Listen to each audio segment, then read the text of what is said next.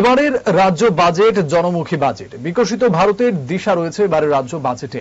এই বাজেট সমস্ত বর্গের মানুষের কল্যাণের বাজেট। শুক্রবার বিধানসভায় বাজেট ভাষণে এবারের রাজ্য বাজেট নিয়ে অভিমত ব্যক্ত করেন মুখ্যমন্ত্রী ডাক্তার মানিক সাহা। মুখ্যমন্ত্রী বাজেট ভাষণে অর্থমন্ত্রী প্রণজিৎ সিংহ রায় এবং তার দপ্তরের গোটা টিমকে ধন্যবাদ জানান। এদিন বিধানসভায় বাজেট ভাষণে এবারের রাজ্যে বাজেটের বিভিন্ন দিক নিয়ে বিস্তারিত আলোচনা করেন মুখ্যমন্ত্রী। বাজেট ভাষণে বিরোধীদের কটাক্ষ করেন মুখ্যমন্ত্রী। তার ভাষণে মুখ্যমন্ত্রী উল্লেখ করেন তারা শূন্যের কোঠায় পৌঁছে গেছে, নোটার সাথে প্রতিযোগিতা করছে। পাশাপাশি 2023 ত্রিপুরা বিধানসভা নির্বাচনে বাম কংগ্রেস জোটকেও কটাক্ষ করেন এদিন মুখ্যমন্ত্রী।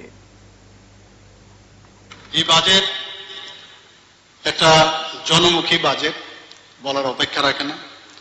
এবং মাননীয় প্রধানমন্ত্রীজি যেটা বলছেন যে বিকশিত ভারত 2047-এ যেটা উনি ভেবেছেন, সেটাকে মাথায় রেখে আমাদের রাজ্য যদি উন্নত হয় তবেই কিন্তু এই বিকশিত ভারতই হবে। সেই দিশায় কিন্তু এই বাজেট আমরা দেখতে পাচ্ছি। সেই বাজেটে এই বাজেট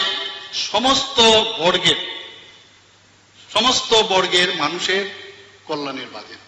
যদি আমরা মহিলাদের বলি, শিক্ষার্থীদের কথা বলি, যুব সম্প্রদায় বলি, দিব্যাঙ্গন বলি, জনজাতি, তপশিলি জাতি, ওবিসি, সংখ্যালঘু, কর্মচারী, পেনশনার, ইভেন প্রাক্তন জওয়ান, তাদের বিষয় এখানে এই বাজেটের মধ্যে।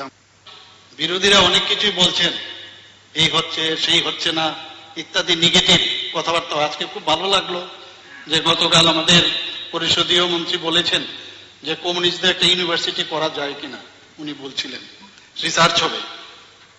তো এত কিছু হচ্ছে, এমন ভাবে কথা বলেন ওনারা যে সামনের বার এই ওনারা চলে আসবেন এবং মানুষ ওনাদের পিছনে ছুটছেন। কিন্তু দেখা যায় যে শূন্যের কোঠায় চলে এসছে, নোটার সাথে ওরা কম্পিটিশন করছে। আর 2023-এর বিধানসভার ইলেকশনে এমন একটা অবস্থা হয়েছিল, এই জুটি যে করেছিল কত রকমের ক্যালকুলেশন আমাদের কানে আসতো। এইবার কোথায় যাবে, মুখ্যমন্ত্রীর থেকে আরম্ভ করে সবাইকে ফেল। কিন্তু সেই জায়গায় মাননীয় প্রধানমন্ত্রী নরেন্দ্র মোদীর কারণে আমরা আবার দ্বিতীয়বারের জন্য বিজেপি নেতৃত্বাধীন সরকার এখানে প্রতিষ্ঠিত হয়েছে। জুড়ে থাকে বাঁধন আপনার চেয়েও আপন, জুড়ে থাকে বাঁধন আপনার চেয়েও আপন, আপনার চেয়েও আপন।